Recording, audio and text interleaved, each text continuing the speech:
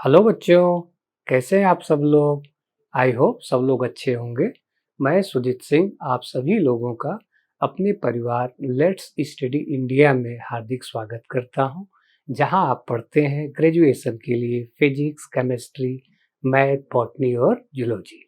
ठीक है बच्चों, तो चलिए आज हम लोग बीएससी थर्ड सेम केमिस्ट्री में एक नया यूनिट स्टार्ट करने वाले हैं, यूनिट थर्ड। इसके पहले हम लोग यूनिट फर्स्ट और यूनिट सेकेंड ऑलरेडी कंप्लीट कर चुके हैं। तो ये नया यूनिट है बच्चों, यूनिट थर्ड।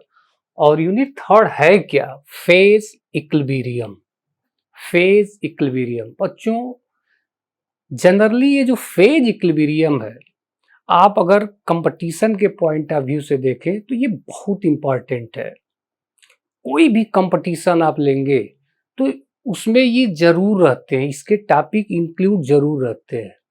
लेकिन होता क्या है कि ऑलरेडी इसका जो यूजेज आपको मिलते हैं वो डिग्री सेक्शन से ही स्टार्ट होते हैं। जैसे इंटरमीडिएट लेवल वगैरह आप इसकी स्टडी नहीं कर पाते हो, तो आपके लिए क्या होता है, नया होता है। ठीक है, तो आज हम लोग देखेंगे फेज इक्विलिब्रियम। तो सबसे पहले हम लोग ये देखते हैं बच्चों कि इस यूनिट में हमें पढ़ना क्या क्या है। तो इस यूनिट में हमें पढ़ना है बच्चों statement and meaning of the terms phase, component and degree of freedom. बच्चों सबसे पहले आपको जो फेज इक्विलिब्रियम में कुछ इंपॉर्टेंट टर्म्स यूज होंगे, ठीक है। उसमें से फर्स्ट टर्म्स होगा phase. What is phase? Phase क्या है। सेकेंड टर्म यूज होगा बच्चों component. What is component? Component क्या है। And third term degree of freedom. बच्चों ये तीनों टर्म बहुत इंपॉर्टेंट है। ओवरऑल कहें तो पूरा फेज इक्विलिब्रियम इन्हीं तीनों टर्म पर ही बेस्ड है। चलिए, तो ये तीनों टर्म पढ़ेंगे। देन इसके बाद बच्चों derivation of Gibbs phase rule. उसके बाद हमें गिब्स फेज रूल यानी फेज रूल जो दिया गया था गिब्स के द्वारा, उसका डेरिवेशन पढ़ेंगे।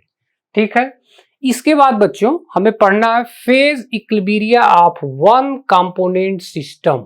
तो वन कंपोनेंट सिस्टम में आपका वाटर आएगा, CO2 आएगा। एंड अब उसके बाद देखिए phase equilibrium of two component system, जिसमें आपके क्या मिलेंगे, सॉलिड लिक्विड इक्विलिब्रियम। ठीक है, तो कुछ इसी तरीके से आपको one component system, two component system वगैरह आपको यहां से देखने को मिलेंगे। हो सकता है अभी तो आपके लिए ये सारी चीजें नई हो, लेकिन जब यहां से ये term phase, component and degree of freedom हम एक्सप्लेन कर देंगे तो आपको ये ज्यादा क्लियर हो जाएगा कि one component, two component system क्या है। एक बात और बता दें बच्चों कि एग्जामिनेशंस में आप 100% ये फिक्स मान के चल सकते हैं कि वन कंपोनेंट सिस्टम जैसे वाटर वगैरह हुआ या टू कंपोनेंट सिस्टम में से कोई एक क्वेश्चन जरूर आता है। एक फिक्स है, ये टलेगा नहीं। एक फिक्स 100% इसमें से एक क्वेश्चन आपको मिलेगा। चलिए, तो अब देखते हैं। तो सबसे पहले हम लोग क्या देखेंगे बच्चों, कुछ जो बेसिक टर्म्स हैं लाइक फेज क्या है, कंपोनेंट क्या है and degree of freedom. Then उसके बाद हम लोग डेरिवेशन पे बात करेंगे। तो चलिए देखते हैं। तो बच्चों द फेज रूल इज, तो फेज रूल स्टार्ट करने से पहले कुछ हम लोग बेसिक बातें कर लें, ठीक है, जिससे कि ये जो चैप्टर आप पढ़ोगे तो आपके सारे कंसेप्ट क्लियर मिलेंगे। उसके बाद बच्चों हम लोग स्टेटमेंट वगैरह देखेंगे कि क्या स्टेटमेंट है। तो सारी बातें हम लोग शॉर्ट टर्म में एक डिस्कस कर लिया जाए। तो बच्चों देखिए, इसमें ये जो फेज इक्विलिब्रियम की बात हो रही है, तो सबसे पहले आपके माइंड में ये चल रहा होगा कि ये फेज इक्विलिब्रियम है क्या और इसका यूज हम कहां करते हैं। ठीक है, तो देखिए बच्चों, ये जो फेज इक्विलिब्रियम है तो किसी हेट्रोजीनियस सिस्टम, याद रखिएगा कैसा सिस्टम होना चाहिए, हेट्रोजीनियस सिस्टम, अगर कोई हेट्रोजीनियस सिस्टम बच्चों इक्विलिब्रियम में है, जैसे मान लो एग्जांपल से समझो, मान लो ए है और बी है, ये दोनों इक्विलिब्रियम में है और ये सिस्टम कैसा है बच्चों, हेट्रोजीनियस है। हेट्रोजीनियस कब हो सकता है, जैसे मान लो अगर ये सॉलिड ले लिए तो ये गैस ले लिए, लिक्विड ले लिए। अच्छा, तो ये हेट्रोजीनियस सिस्टम इक्विलिब्रियम में है। तो बच्चों अगर कोई इक्विलिब्रियम, हेट्रोजीनियस सिस्टम में अगर कोई इक्विलिब्रियम है तो इस इक्विलिब्रियम पे केवल 3 चीजों का इफेक्ट पड़े। वे 3 चीजें क्या है बच्चों, टेम्परेचर, प्रेशर, कंसंट्रेशन। अगर किसी हेट्रोजीनियस सिस्टम में जो इक्विलिब्रियम है, इस इक्विलिब्रियम में केवल 3 चीजों का इफेक्ट है, टेम्परेचर का, प्रेशर का और कंसंट्रेशन का। इनके अलावा और कोई जो एक्सटर्नल फोर्सेस हैं उनका कोई इक्विलिब्रियम पे इफेक्ट न पड़े, तो उसका स्टडी हम फेज रूल से करते हैं। वहां तुरंत समझ जाएंगे कि कौन सा रूल लगेगा, फेज रूल। अब एक्सटर्नल फोर्सेस मीन्स जैसे इलेक्ट्रिकल फोर्सेस हैं, मैग्नेटिकल फोर्सेस हैं, ग्रेविटेशनल फोर्सेस हैं, इन सबों का इस इक्विलिब्रियम से कोई लेना देना नहीं हो, सिर्फ किसका हो बच्चों, टेम्परेचर, प्रेशर और कंसंट्रेशन का। तो कहेंगे कि यहाँ कौन सा रूल अप्लाई होगा, हम स्टडी किसका कर रहे हैं, फेज रूल का। बहुत सारी बातें हमें नहीं सोचनी है, सिर्फ हेट्रोजीनियस सिस्टम इक्विलिब्रियम है और वो इक्विलिब्रियम किससे इफेक्टिव हो रहा है, सिर्फ टेम्परेचर से, प्रेशर से और कंसंट्रेशन से। इसको छोड़कर जो एक्सटर्नल फोर्सेस हैं like electrical forces, magnetical forces, gravitational forces, इनका इस इक्विलिब्रियम पे कोई इफेक्ट, इन्फ्लुएंस जिसको आप बोले, अगर न हो तो हम कहेंगे कि ये इक्विलिब्रियम किसके द्वारा हम स्टडी करेंगे, इस इक्विलिब्रियम का, फेज रूल। चीजें क्लियर हो गई। तो यही है बच्चों, हम लोग फेज रूल में इसी का स्टडी करते हैं। अच्छा, तो थोड़ा बहुत स्टेटमेंट देख लिया जाए, इसके बाद आगे कुछ और बेसिक बातें हम लोग करने वाले हैं। बच्चों कह रहा है the phase rule is an important mathematical tool. Phase rule जो है एक इंपॉर्टेंट मैथमेटिकल टूल है, used for the qualitative treatment of system in equilibrium. अगर कोई हेट्रोजीनियस सिस्टम इक्विलिब्रियम में है तो हम उस पे टेम्परेचर, प्रेशर और कंसंट्रेशन का जो भी इफेक्ट पड़ता है, ठीक है, उसका हम लोग क्या कर सकते हैं, फेज रूल यूज करके क्वालिटेटिव स्टडी कर सकते हैं। अच्छा, it enable us to predict the condition that must be identified for a given system to exhibit equilibrium। Gibbs ने इसको फेज रूल दिया था और ये किस पे अप्लाई था बच्चों, हेट्रोजीनियस फेज इक्विलिब्रिया पे। This phase rule state that, तो वही बातें हैं जो अभी हम लोग अभी एक्सप्लेन किए थे, वही सारा चीज यहाँ स्टेटमेंट में दिया गया है। तो सबसे पहले गिब्स ने क्या दिया था, एक फेज रूल दिया था। वो फेज रूल बच्चों यही है जो कि आपको याद रखना पड़ेगा। वो फेज रूल क्या है, ये है बच्चों, F plus P is equal to C plus 2। This is phase rule, यही है बच्चों phase rule, F plus P is equal to C plus 2। एक बात और करेंगे कि अगर इस यूनिट को पूरा कंप्लीट करना है तो हर पॉइंट पे आपको ये फार्मूला मिलने वाला है, और विदाउट इस फार्मूला और विदाउट इसमें जो भी टर्म्स यूज हुए हैं उनको जाने हुए आप इस चैप्टर में एक पॉइंट भी नहीं समझ पाएंगे। तो सबसे पहला फोकस आपका ये फार्मूला होना चाहिए बच्चों। इस फार्मूले में F plus P is equal to C plus 2। F को कहा जाता है डिग्री ऑफ फ्रीडम। F क्या है, डिग्री ऑफ फ्रीडम। ये क्या होता है आगे हम लोग देखेंगे। अभी बच्चों P को बोला जाता है फेज, P को क्या बोला जाता है? फेज। और ये जो C है इसको बोला जाता है कंपोनेंट। तो याद कीजिए, जब हम लोग सिलेबस डिस्कस कर रहे थे तो सबसे पहले हमें इन्हीं तीनों टर्म्स के बारे में डिस्कस करना था। वो क्या था? Phase, component and degree of freedom. तो यही चीजें हैं। तो थोड़ा सा एक बार फार्मूला को आप लोग देख लेंगे। इसी को थोड़ा सा अरेंज इस तरह कर दिया, F is equal to C, P को इस साइड ले गया, माइनस P प्लस 2। तो हम ये लिखें या ये लिखें? चलिए, तो फिलहाल के लिए याद रखेंगे। चलिए इसके आगे देखते हैं हम लोग। देखो बच्चों, यहां से वो सारी चीजें उस फार्मूले में मेंशन कर दिया गया है, जो कि आप लोग नोट कर सकते हो। F क्या है बच्चों? Degree of freedom. F degree of freedom. C क्या है बच्चों? Number of components. P क्या है? Number of phases. और 2 तो वही इंटेंसिव वेरिएबल है। वो है क्या? तो आगे हम लोग देख लेंगे इसके बारे में।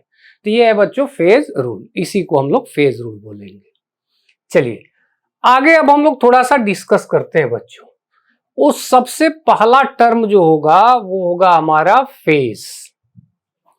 First we discuss first term, phase. What is phase? Phase क्या है? तो बच्चों अगर बहुत ज्यादा डेप्थ में ना जाए, अगर जनरल वे में हम सोचे, तो आप लोग बोलते हो ना, जैसे देखो यहां से आपको स्क्रीन पे दिख रहा होगा आइस क्यूब, ठीक है? तो आइस ये किस फॉर्म में बच्चों? सॉलिड। अच्छा, देखो इक्विलिब्रियम है, किसमें कन्वर्ट हुआ? H2O liquid and now H2O gas vapour. तो आपको पता है, अगर हम यहां से, तो दो चीजों को तो यहीं से हम क्लियर कर लेंगे बच्चों, थोड़ा सा केयर करो। देखो ये जो H2O है, आइस,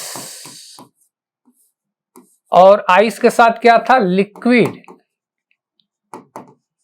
एंड देन गैस यानी वेपर। देखो ठीक है, यहां पे देखिए एक फेज आपका आइस है, एक फेज कौन सा है? लिक्विड है, और एक फेज कौन सा है? वेपर। तीनों बच्चों अलग अलग फेज है। आपके पास है वाटर ही, लेकिन वाटर के ये तीन क्या है? फेजेज है। चीजें समझ में आ रही है? अच्छा, तो यहीं से हम एक बार डिस्कस कर लें, उसके बाद आगे बढ़ते हैं। अगर समझ में आ जाए तो सारी चीजें यहीं क्लियर हो जाएंगी। हम लोग बात कर रहे थे ना फेज एंड कंपोनेंट की। तो बच्चों आप इसमें चाहे आइस का फार्मूला लिखें, चाहे लिक्विड का फार्मूला लिखें, चाहे आप वेपर का फार्मूला लिखें, तीनों में से किसी का भी फार्मूला लिखेंगे तो क्या लिखेंगे? H2O ही लिखेंगे। दैट मीन्स बच्चों ये H2O क्या बता रहा है? किसी फेज के केमिकल कंपोजिशन को, यानी फेज के केमिकल कॉम्बिनेशन को जिस मिनिमम नंबर द्वारा रिप्रेजेंट किया जाता है, बताया जाता है बच्चों, उसी को क्या बोलते हैं? कंपोनेंट। तो चाहे आप आइस लिखो या लिक्विड लिखो या वेपर लिखो, फार्मूला तो H2O ही है। तो कहेंगे बच्चों कि ये जो है वन कंपोनेंट सिस्टम है। एक ऐसा है वन कंपोनेंट सिस्टम, क्योंकि कंपोनेंट हमारे पास एक ही है, वो क्या है? H2O है। समझ में आया? लेकिन इसके फेजेस कितने हैं? तो देखो बच्चों यहां 3 फेज है, सॉलिड, लिक्विड एंड गैस। चीजें समझ में आ रही है? हम लोगों ने 2 टर्म यहां एक एक करके डिस्कस करेंगे, लेकिन फिलहाल अगर जितना ज्यादा से ज्यादा आप कैच कर पा रहे हो वो आसान रहेगा, क्योंकि यहीं से हमने पता किया कि भाई H2O तो तीनों में लिखते हैं, यानी इसका केमिकल कंपोजिशन H2O ही H2O।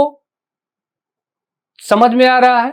फेज कितने हैं? 3 फेज में है, तो 1 कंपोनेंट एंड 3 फेजेस हियर। अच्छा, तो देखो बच्चों अब हम लोग सबसे पहले क्या बात कर रहे थे? फेज की बात कर रहे थे। तो देखो a phase is defined as the chemically and physically distinct part. याद रखिएगा, क्योंकि बहुत सारे एग्जाम्पल मिलेंगे जिसमें इन वर्ड्स का मतलब आपको आना चाहिए। बच्चों, फेज को डिफाइन किया जा सकता है chemically and physically distinct part से। मतलब अगर कोई भी चीज हो उसको फिजिकली डिस्टिंग्विश, मतलब उसको अलग किया जा सके। समझ में आ रहा है? अभी एग्जांपल देंगे। Of A system which is bounded by a surface and is mechanically separable.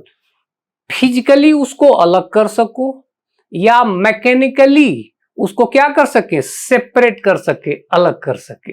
ये सब वर्ड क्या है, अभी एग्जांपल से हम लोग समझते हैं। From other part of the system, example से समझे, ज्यादा बेटर रहेगा आपको। जैसे बच्चों, हमारे पास suppose that we take air water. अब कुछ एग्जांपल्स लेंगे जिससे कि कंसेप्ट आपका क्लियर हो। वाटर है, इसमें कुछ अमाउंट हम शुगर ऐड किए, इसमें क्या ऐड कर दिए, शुगर। अच्छा, वाटर और शुगर ऐड कर दिए, मिक्स करके हमने क्या प्रिपेयर कर लिया, सॉल्यूशन प्रिपेयर किया। तो आपको पता है बच्चों कि शुगर को वाटर में मिक्स करते हैं तो एक होमोजीनियस मिक्सचर बनता है। कैसा मिक्सचर बनता है, होमोजीनियस मिक्सचर। अब अगर इस मिक्सचर को आप देखेंगे, ठीक है, तो मिक्सचर को देखने से आपको क्या पता चलेगा, कहां आपका शुगर है, कहां वाटर है, दोनों अलग अलग दिखाई देंगे? नहीं दिखाई देंगे, क्योंकि इस शुगर का डिस्ट्रीब्यूशन जो होगा हर जगह यूनिफॉर्मली, ये क्या होगा, एक जैसा डिस्ट्रीब्यूट होगा। अगर आप टेस्ट करोगे तो हर जगह टेस्ट एक ही जैसा आपको मिलेगा, मतलब वो यूनिफॉर्मली वो क्या है, चारों तरफ फैला हुआ है। चीजें क्लियर हैं? तो आप देख के दोनों को अलग अलग नहीं कर सकते। दैट मीन्स इसको कहेंगे ये वन फेज है। यहां पे क्या है, सिर्फ एक सिंगल फेज है, इसको आप सेपरेट नहीं कर पाओगे। अच्छा, यही बच्चों अगर हम क्या कर दें कि यही वाटर है और इसमें हम क्या ऐड कर दें, ऑयल ऐड कर दें। क्या ऐड कर दें, ऑयल ऐड कर दें, या we add here sand, oil और सैंड। अगर हम इसमें ऑयल ऐड कर रहे हैं या सैंड ऐड करें, ऑयल पहले ऐड करेंगे, तो क्या ये दोनों मिक्स होंगे? नहीं होंगे। वाटर नीचे होगा, ऑयल के ड्रॉप्स क्या होंगे, ऊपर होंगे। तो अगर इसको हम देखेंगे बच्चों, तो इन दोनों में ये यूनिफॉर्मली चारों तरफ तो फैला नहीं होगा। अब आपको दोनों के बीच में क्या दिखाई देगी, लेयर दिखाई देगी। कहेंगे it's a not miscible liquid, it's a immiscible liquid. यानी दो फेजेज आपको दिखाई दे रहे हैं, एक ये फेज अलग और ये फेज अलग। This is a heterogeneous mixture. ये मिक्सचर कैसा है, हेट्रोजीनियस। तो बच्चों यहां पे क्या है, सिंगल फेज नहीं है, ये क्या है, दो फेज है। एक फेज ये है और दूसरी फेज ये है, दोनों के बीच में क्या है, एक बाउंड्री है। लेकिन वहीं अगर शुगर ऐड कर रहे थे तो उसमें ये बाउंड्री आपको दिख नहीं रही थी, वो यूनिफॉर्मली डिस्ट्रीब्यूट था हर जगह। यहां यूनिफॉर्मली डिस्ट्रीब्यूशन नहीं है बच्चों, तो इसी को हम क्या बोलते हैं, फेज। आई होप थोड़ा बहुत तो समझ में आया ही होगा। हेट्रोजीनियस मिक्सचर आप ले लो, यानी टोटली वो सॉल्यूबल ना हो। अगर टोटली सॉल्यूबल हो गया तो सिंगल फेज हो गया, और वो जितने पार्ट आपको अलग अलग दिखाई दे रहे हैं, जितने लेयर दिखाई दे रहे हैं, उतने क्या होंगे, फेजेज होंगे। चल, तो ये तो कुछ बातें रही बच्चों फेज की। कुछ और एग्जाम्पल से समझते हैं जिसकी अब आपको जरूरत पड़ने वाली है, ध्यान देना। और हो सके तो इसको आप बच्चों नोट कर सकते हो। देखो, जैसे हमारे पास एग्जाम्पल है, चलिए आगे देख ही लेते हैं। देखते हैं यहां से, या देखो बच्चों, कह रहा है the intensive property such as temperature, pressure, density, mole fraction etc are the same throughout the phase. There are various type of phase. बहुत सारे टाइप के फेज हमें दिखाई देते हैं, वे कौन कौन से हैं तो एक एक करके डिस्कस करते हैं। A system consisting of more than one phase is called a heterogeneous system. ये तो आप लोगों को पता होगा ही। अगर कोई सिस्टम जिसके पास एक से ज्यादा फेजेज होते हैं उसको हम क्या बोलते हैं? Heterogeneous system. अभी हम लोग डिस्कस किए थे एग्जांपल, आयल इन वाटर, दोनों अलग अलग दिखाई देंगे, तो वहां पे कौन से फेज है? 2 फेज है, उसको हम हेट्रोजीनियस सिस्टम बोलते हैं। सेकेंड पार्ट है बच्चों, all the gaseous mixture are completely miscible. थोड़ा सा इन वर्डों पे ध्यान देंगे क्योंकि यहीं से अब आगे आपके सामने जब क्वेश्चंस आएंगे तो आप लोग इजीली सॉल्व कर सकते हो। केयर यही करना है।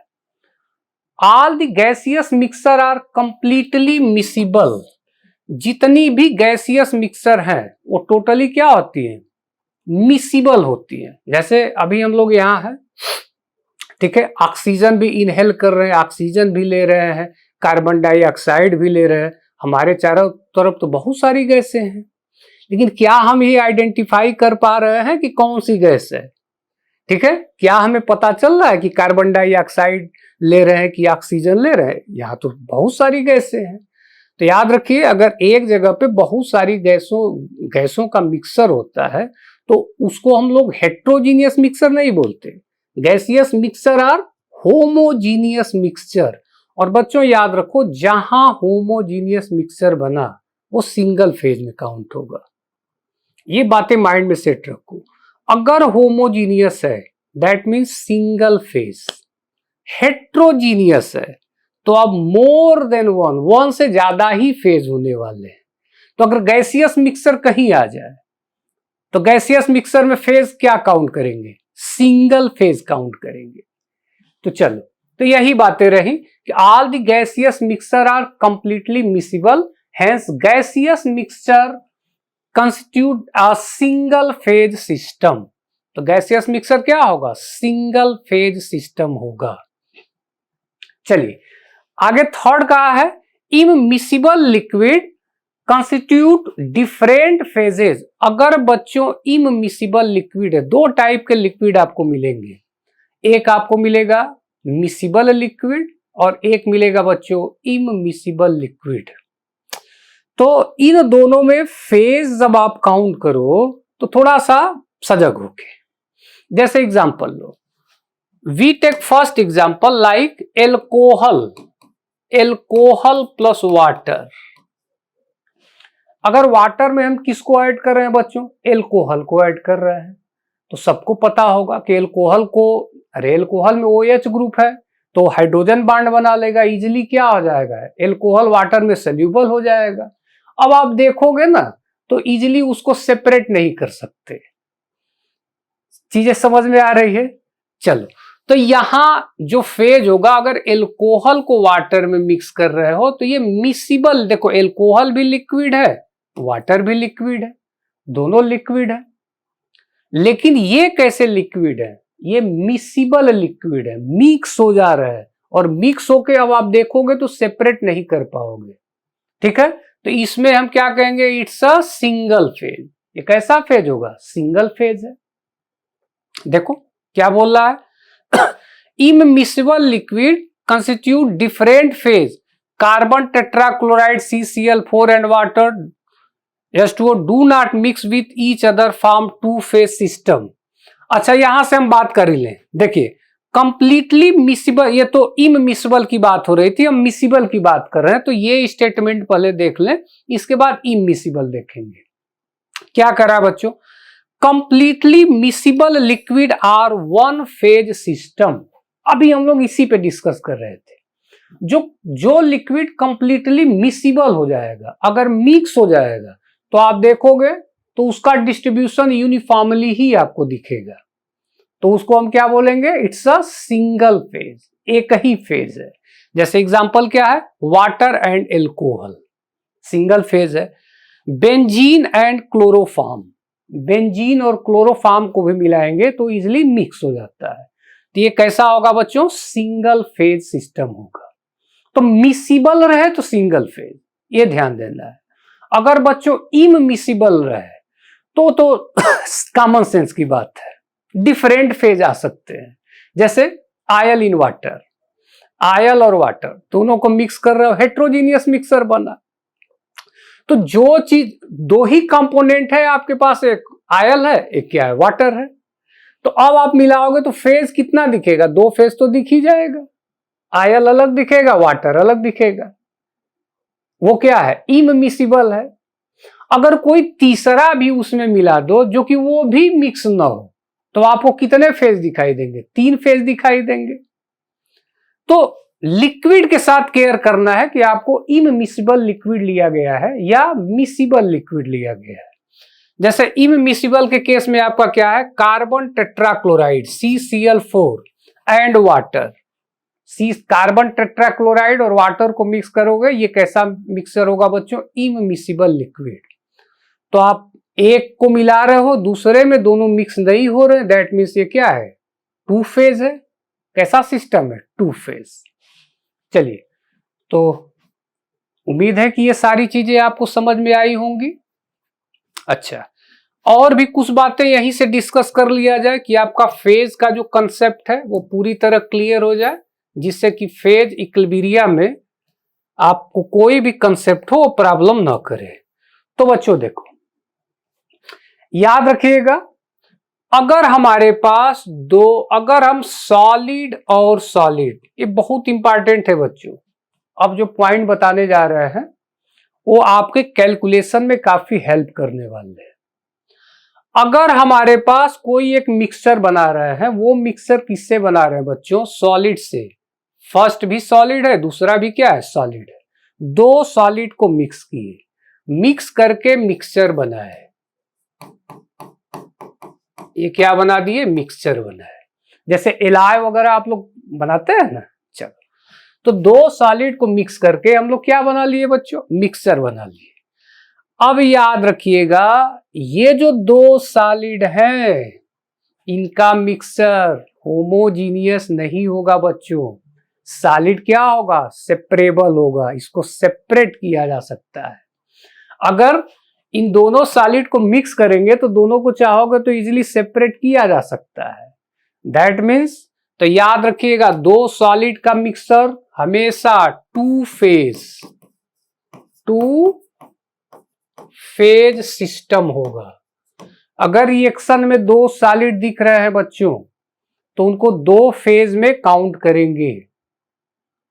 जैसे आपके पास ये फर्स्ट सॉलिड 1 फेज हो गया, दूसरा सॉलिड ये सेकेंड फेज हो गया।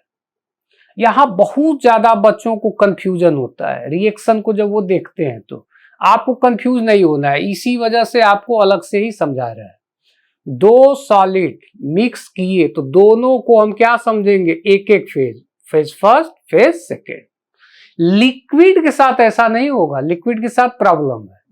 तो सॉलिड का तो कंसेप्ट क्लियर हो गया, देखेंगे कि कितने सॉलिड मिक्स कर रहे हैं, जितना सॉलिड होगा उतना फेज हम काउंट करेंगे सॉलिड के साथ।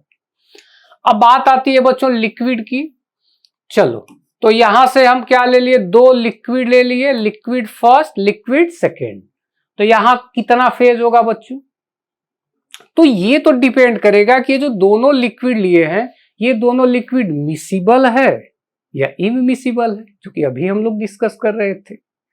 अगर बच्चों ये दोनों लिक्विड मिसिबल निकल गया, मिसिबल है तो देख के बताएंगे सिंगल फेज है। तो बच्चों मिसिबल लिक्विड सिंगल फेज। अगर यही दोनों इममिसिबल लिक्विड है, तो अगर 2 है और दोनों इममिसिबल हैं तो ये 2 फेज होगा। अगर यही हम 3 लिक्विड ले लेते और तीनों इममिसिबल होते, तो इसी से बोला जाता है इममिसिबल के केस में डिफरेंट फेजेज आ सकते हैं। मिसिबल के केस में ऑलवेज सिंगल फेज होगा, अगर मिसिबल है तो सिंगल फेज। तो सॉलिड हम लोगों ने समझ लिया, लिक्विड का 2 केस था वो भी समझ लिया। अब बात आती है बच्चों गैस के लिए, तो गैस पे भी हम लोग डिस्कस कर लिए। गैस तो सिंगल फेज में होगा, क्योंकि बहुत सारी अगर गैसों को आप मिक्स कर दो, ठीक है, तो ये तो होमोजीनियस मिक्सर बनाता है, और जहां होमोजीनियस मिक्सर होगा वो कैसा होगा, सिंगल फेज। तो सॉलिड हो गया आपका heterogeneous, 2 solid mixer heterogeneous, phase count कर लो। मिसिबल लिक्विड है होमोजीनियस मिक्सर, सिंगल फेज होगा। इममिसिबल के लिए डिफरेंट फेजेज हो सकते हैं, गैसियस मिक्सर है तो सिंगल फेज होगा। जैसे एक एग्जांपल लेते हैं जिससे कि आगे आपका कंसेप्ट क्लियर हो। यहां से बहुत सारे एग्जांपल लेंगे बच्चों। जैसे देखो, ये इस एग्जांपल को ध्यान से देखो, देखिए, और थोड़ा सा प्रैक्टिस कर लिया जाए बच्चों। यहां पे देखिए, single gas like oxygen or hydrogen, ठीक है, कैसा मिक्सचर होगा? तो गैस है भाई, होमोजीनियस मिक्सचर होगा। अरे भाई, ऑक्सीजन हाइड्रोजन मिला दो, गैसों का मिक्सचर क्या है? Homogeneous mixture. तो फेज क्या होगा? Single phase. तो यहां देखिए दिखाया गया है नंबर ऑफ फेज 1, क्योंकि गैस का मिक्सचर है और वो मिक्सचर कैसा होगा? होमोजीनियस। सेकेंड है बच्चों मिक्सचर ऑफ गैसियस, तो गैसियस मिक्सचर, तो ये भी फेज क्या होगा? सिंगल फेज ही होगा। आगे कहा सिंगल लिक्विड, अगर कोई लिक्विड है, सिंगल है, उसमें कुछ नहीं मिला है, मान लो वाटर ले लिए, उसमें कुछ मिलाया विलाया नहीं हो, तो भाई वाटर है तो वाटर ही है, एक ही फेज में है। तो यहां पे फेज क्या होगा बच्चों? सिंगल फेज होगा, जो कि दिख रहा है। मिसिबल लिक्विड, अगर लिक्विड मिसिबल है तो miscible that means homogeneous mixture, तो यहां भी क्या होगा? सिंगल फेज होगा। लेकिन अगर बात करें इममिसिबल लिक्विड की, तो डिफरेंट फेजेज होंगे। एज मेनी फेजेस, बहुत सारे फेज हो सकते हैं, जो डिपेंड करेगा द नंबर ऑफ लिक्विड। चलिए, इसके बाद है सिंगल सॉलिड, अगर कोई सॉलिड सिंगल सॉलिड ले रहे हो तो भाई तो एक ही फेज होगा ना, सिंगल सॉलिड। एक और सॉलिड ले लिए तो भी सिंगल फेज, दोनों को मिला दिए तो सिंगल सिंगल 2 फेज हो जाएंगे। तो सिंगल सॉलिड, देखो number of phase 1। Mixture of solid, इसी पे डिस्कस कर रहे थे, mixture of solid, single solid एक फेज, सिंगल सॉलिड एक फेज, दोनों को मिक्स कर दो, यहां से कितने फेज हो जाएंगे? मेनी फेजेस, क्योंकि आप कितना नंबर ऑफ सॉलिड ऐड कर रहे हो इस बात पे डिपेंड करेगा फेज। चलिए आगे देखते हैं। तो इस तरीके से बच्चों हम लोग फेज को काउंट करते हैं, आइडेंटिफाई करते हैं। अब यहां से एक रिएक्शन है, इसको देख के हम फेज को कैसे जज करेंगे? तो रिएक्शन हमारे पास है calcium carbonate. Look here, calcium carbonate, everybody know about calcium carbonate, it's a solid material, ये कैसा होगा? Solid material. And now CaO, calcium oxide, it's also a solid. And now CO2, carbon dioxide, it's a gas. So how many phases here? इस reaction में कितने phase आपको दिखाई दे रहे हैं? तो सब लोग काउंट कर सकते हैं कि भाई ये भी सॉलिड है और ये भी सॉलिड है, 2 सॉलिड दिखाई दे रहे हैं। तो सॉलिड को, तो एक सॉलिड को एक सिंगल फेज हम काउंट करते हैं, तो ये भी सिंगल फेज है, ये भी सिंगल फेज है, तो 2 सिंगल फेज हो गया सॉलिड का, और एक गैस का भी सिंगल फेज ही होता है, तो दो सिंगल फेज हो गया सॉलिड का और एक सिंगल फेज हो गया किसका? गैस का। Total phase 3। यहां कितने फेज होंगे? 3 फेज होंगे। तो बच्चों को बहुत ज्यादा यहां कंफ्यूजन होता है, वो करते क्या कि इसको 1 फेज करके इसको एक ले लेते हैं, 2 फेज बोलते हैं। नहीं बच्चों, इसी से स्टार्टिंग में ही आपको बता दिए कि रिएक्शन में जितना सॉलिड दिखेगा हर एक सॉलिड को एक फेज कैलकुलेट करेंगे। तो यहाँ पे 1 2 फेज ये हो गया, 1 फेज ये हो गया। चलिए आगे देखते हैं बच्चों। तो जैसा कि यहां से स्टेटमेंट में भी है, हेट्रोजीनियस सिस्टम है, 3 फेजेज हैं, 2 सॉलिड के एक गैस के 3 फेजेज हैं। चलिए चीजें क्लियर हैं, इस तरीके से रिएक्शन को देख के हम लोग आइडेंटिफाई कर सकते हैं। चलिए कुछ और एग्जांपल लेते हैं जिससे कि कंसेप्ट और क्लियर हो।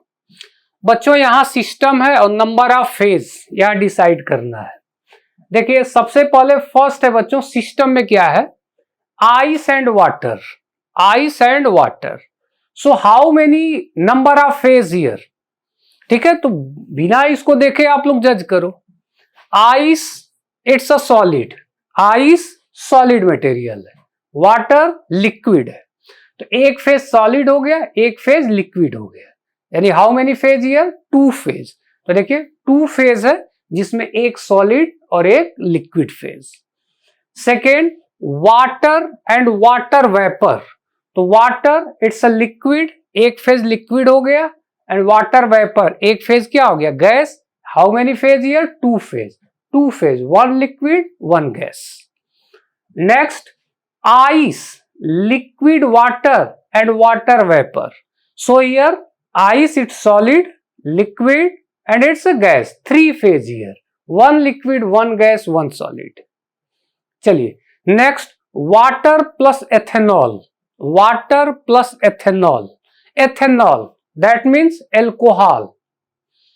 ये क्या है बच्चों, अभी स्टार्टिंग में ही क्लियर किया गया है, एल्कोहल।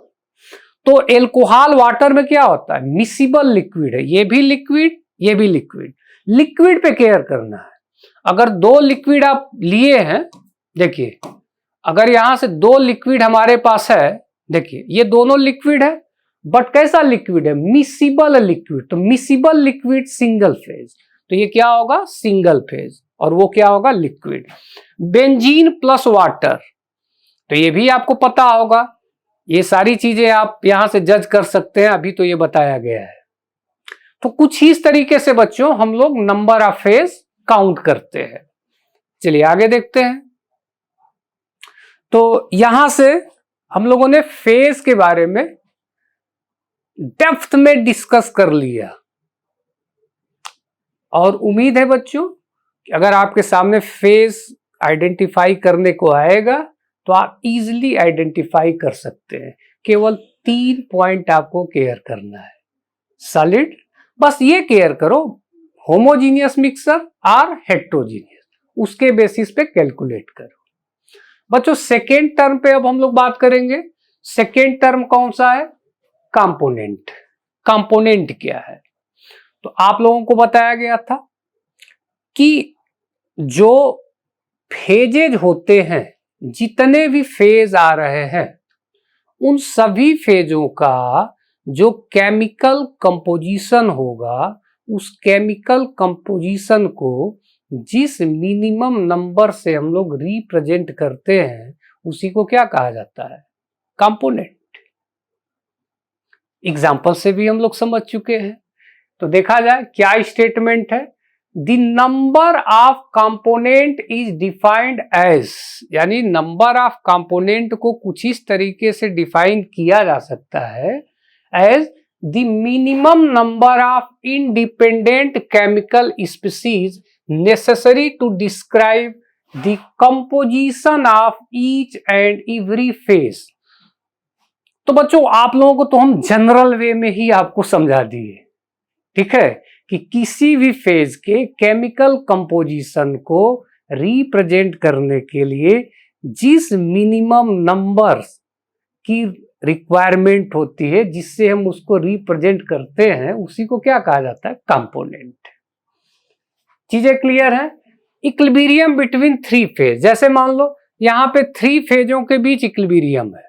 वो फर्स्ट फेज है H2O solid, that means ice, H2O liquid है water, H2O gas that means vapour. इन तीनों के बीच क्या दिख रहा है बच्चों, इक्विलिब्रियम।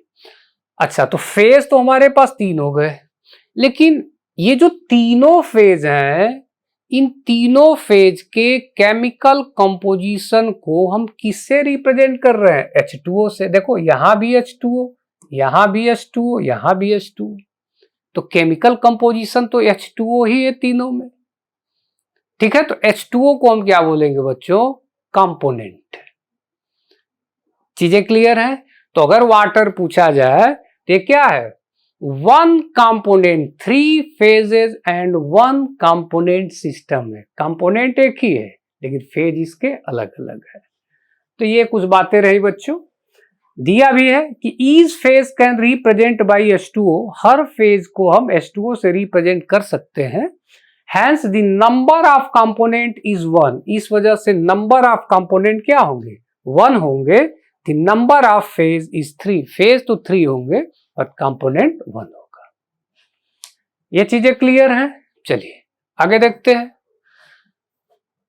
तो अब वही सारी चीजें आप लोगों को यहां से दिखाया गया, जैसे freezing point of water, ice, liquid, यहीं से फेज और कंपोनेंट को आपको क्या करना है, एक्सप्लेन करना है। एक थोड़ा सा सल्फर वाला केस देख लीजिएगा कि sulphur system, rhombic sulphur, monoclinic sulphur, liquid sulphur, vapour. बच्चों सल्फर के केस में फेज 4 होते हैं। कितने फेज होंगे? 4 फेज होंगे। बट कंपोनेंट क्या होगा? सल्फर का फार्मूला एस ही है, ठीक है। तो कंपोनेंट एक होंगे लेकिन फेज तो ये जितने इसके फॉर्म है वो क्या हो जाएंगे? फेज होंगे। यहां से बच्चों ये रिप्रेजेंट किया गया है, देखिए CaCO3 कैल्शियम कार्बोनेट सॉलिड है, CaO सॉलिड है, CO2 गैस है। तो बच्चों यहां कंपोनेंट कितने हैं और फेज कितने हैं? तो फेज अगर हम जज करेंगे तो देखो एक सिंगल फेज सॉलिड हो गया, एक सिंगल फेज सॉलिड, तो 2 फेज हो गया सॉलिड का, एक फेज हो गया गैस का, तो फेज तो 3 है। बट कंपोनेंट, तो कंपोनेंट यहां से आप देखो बच्चों कि यहां कंपोनेंट क्या है? क्या इसको किसी एक ही से हम रिप्रेजेंट कर रहे हैं जैसे कि H2O से रिप्रेजेंट करते थे? कहेंगे नहीं। तो यहां पे कंपोनेंट क्या हो सकते हैं? अलग हो सकते हैं। चीजें समझ में आ रही है? तो कुछ इस तरीके से बच्चों हम लोग कंपोनेंट को रिप्रेजेंट करते हैं। अब यहां से वही सल्फर सिस्टम को दिखाया गया है कि सल्फर में 1 2 3 4 ये क्या है? फेज है सल्फर का, तो फेज 4 है, कंपोनेंट 1 है। ये सारी बातें हम लोग कर चुके हैं। आगे देखते हैं, वाटर सिस्टम में भी आपको बता दिया गया है सॉलिड, लिक्विड, वेपर। फेज तो आपके पास 3 है लेकिन कंपोनेंट एक ही है, वो है H2O। Salt plus water system में बताया गया है बच्चों कि साल्ट प्लस वाटर, यहां पे ध्यान दीजिए, साल्ट प्लस वाटर, थोड़ा सा खुद से सोचिए फेज कितने होंगे? फेज जैसे मान लो साल्ट आप लिए हो, जैसे सपोज दैट NaCl लिए हो, तो वाटर में मिलाओगे, तो वाटर में मिलाओगे तो क्या होगा? होमोजीनियस मिक्सचर बनेगा। तो होमोजीनियस मिक्सचर बना लिए, फेज सिंगल आ गया। लेकिन कंपोनेंट क्या हुआ? केवल H2O से ही दोनों को रिप्रेजेंट तो किए नहीं, एक NaCl से किए, एक H2O से किए। दैट मीन्स कंपोनेंट कितने हो गया? 2 हो गए। इसी से बच्चों इसमें क्या होगा? कंपोनेंट 2 होगा और फेज क्या होगा? 1 होगा। तो इजी वे में हम लोग जज कर सकते हैं, थोड़ा सा माइंड अगर यूज करेंगे तो इजिली फेज और कंपोनेंट को जज किया जा सकता है। आगे देखते हैं। अब बच्चों एक नया टर्म आएगा, degree of freedom. Degree of freedom, तो it is defined as the minimum number of independent variables such as temperature, pressure and concentration which should be specified in order to define the system completely। जैसे देखो इसमें degree of freedom, इसको calculate करने के लिए ये degree of freedom से आप क्या पता करते हैं? तो ये वेरिएंट जो कि इसको क्या कर रहे हैं? इफेक्टिव कर रहे हैं, यही इन्फॉर्म करता है जो फेज को इफेक्टिव करते हैं बच्चों। तो फेज को इफेक्टिव करने वाले जो ये टेम्परेचर है, प्रेशर है, कंसंट्रेशन है, ठीक है, तो इसको जज किया जाता है किससे? Degree of freedom. अच्छा, कैसे हम लोग डिग्री ऑफ फ्रीडम पता करते हैं? अच्छा, तो इसके लिए तो बहुत सिंपल सा तरीका है, आपके पास एक फार्मूला है, आप यहां से फार्मूला देख सकते हो। वो फार्मूला क्या है? जैसे आप देखो यही था ना कि F plus P is equal to C plus 2, या इसी को अरेंज कर दिया F is equal to C minus P plus 2। Starting में ही हम लोग इस पे डिस्कस कर चुके थे बच्चों। अगर मान लो देखो प्योर गैस की बात करें तो कंपोनेंट आपके पास क्या है? 1 है, प्योर गैस है। तो अब यहां से देखो आपके पास अगर कंपोनेंट और फेज पता हो, कंपोनेंट और फेज पता हो तो आप डिग्री ऑफ फ्रीडम इजीली पता कर लेंगे। जैसे कहा कि pure gas has 2 degree of freedom. Pure gas का डिग्री ऑफ फ्रीडम क्या होता है? 2 होता है। वो कैसे पता चला भाई डिग्री ऑफ फ्रीडम 2 होता है? तो देखो यहां पे फेज इसका क्या हुआ देखो बोल रहा है कि प्योर गैस है 2 degree of freedom, pure gas का डिग्री ऑफ फ्रीडम 2 होता है। ये बात हमें कैसे पता चली? तो हमें पता है कि प्योर गैस जो होगी बच्चों उसका फेज क्या होगा, सिंगल फेज है। तो फेज तो आपका क्या आ गया, देखो फेज तो सिंगल हो गया बिकॉज ऑल अच्छा 1 फेज। अब इसमें फेज आपका सिंगल आ गया, तो यहां से आप फेज के जगह पे क्या रख देंगे, देखिए ये फेज आ गया सिंगल, ठीक है। अब कंपोनेंट, अब क्या कैलकुलेट करेंगे, कंपोनेंट। अब हम देखेंगे ना कि उसमें कौन सा गैस हम मिक्स कर रहे हैं, तो जो गैस मिक्स करेंगे उस बेसिस पे क्या कैलकुलेट कर लेंगे, कंपोनेंट कैलकुलेट करेंगे, और कैलकुलेट करके यहां वैल्यू पुट किया जाएगा इस वर्ड। तो जैसे देखो यहां पर जैसे C1 है प्योर गैस के लिए, तो F is equal to C, यहां 1 रखा, यहां पे फेज को छोड़ दिया, फेज रख दिया, ये क्या है 2, तो F is equal to 2 and 1 3, 3 minus P, तो F is equal to 3 minus 1, minus 1 क्यों किया बच्चों, क्योंकि 1 क्या है, फेज है, फेज क्या है 1 है, तो यहां 1 किया, 3 minus 1 2, that means degree of freedom क्या आ गया 2। फिर से समझ लेते हैं ये कैसे आया, तो देखिए इसको क्लियर कीजिए। जैसे हमारे पास क्या था, प्योर गैस था, अब वहां C क्या है 1 है, ठीक है। वो तो गैस देख के बता देंगे ना कि आपका गैस मतलब एक गैस है या एक से ज्यादा गैस, कौन सा गैस आप यूज कर रहे हो। तो यहां से आपको कंपोनेंट 1 दिया और गैस दिया प्योर, तो डिग्री ऑफ फ्रीडम आप कैसे कैलकुलेट करोगे, F is equal to C minus P plus 2, ठीक है। अब कंपोनेंट दिया है गैस का 1 माइनस फेज, तो अगर बच्चों प्योर गैस है तो प्योर गैस के लिए फेज क्या होगा, हमेशा सिंगल फेज होगा, 1 हो गया, अब प्लस 2। अब कैसे कैलकुलेट करेंगे, 2 and 1 3, और 3 से 1 हटा देंगे, रिजल्ट आएगा 2, so degree of freedom will be 2। 2 क्या होगा, डिग्री ऑफ फ्रीडम। अच्छा कह दिया 2 इंडिपेंडेंट वेरिएबल, अगर 2 इंडिपेंडेंट वेरिएबल हैं, एक दूसरे पे डिपेंड न करने वाले वेरिएबल हैं, दैट मीन्स फेज क्या है आपके पास 2 है, तो यहां से पुट कीजिए क्या आएगा, F is equal to 3 minus P, 3 minus 2, phase क्या आया 1। चलिए तो कहने का मतलब है, एक चीज और ध्यान दो कि यहां से जो क्वेश्चंस रहेंगे उस क्वेश्चन को हमें पढ़ना है और वहां से सिर्फ जज करना है। फेज आप जज कर ही सकते हो, कंपोनेंट अगर फार्मूला वगैरह हो तो वहां से कंपोनेंट पता कर लीजिए कि उस फेज का केमिकल कंपोजिशन क्या है, बस फार्मूले में कैलकुलेट करके रखिए, डिग्री ऑफ फ्रीडम ऑलरेडी आएगा। चलो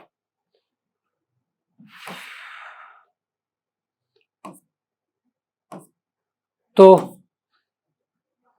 चलो बच्चों, तो यहां से फिलहाल हम लोगों ने आज फेज इक्विलिब्रिया स्टार्ट किया, और फेज इक्विलिब्रिया में जो मेन इसके इंपॉर्टेंट टर्म्स थे like phase, component and degree of freedom, इन तीनों के बारे में हम लोगों ने डिस्कस किया, और आई होप सब लोगों को ये पूरी टॉपिक क्लियर भी हो गई होगी, क्योंकि एक एक पॉइंट हम लोगों ने डिस्कस किया। इसके बाद बच्चों हम लोग नेक्स्ट वीडियो लेक्चर में गिब्स फेज रूल के डेरिवेशन पे बात करेंगे, और बच्चों वो डेरिवेशन आप तभी कर पाओगे जब ये 3 टर्म्स आपको आए, ठीक है। तो फिलहाल ये तीनों टर्म्स को आप लोग क्लियर कीजिएगा, देन अब नेक्स्ट लेक्चर में हम लोग गिब्स फेज रूल का डेरिवेशन पे बात करेंगे। तो आज के लिए बस इतना ही, अब मिलते हैं नेक्स्ट लेक्चर में गिब्स फेज रूल के डेरिवेशन के साथ।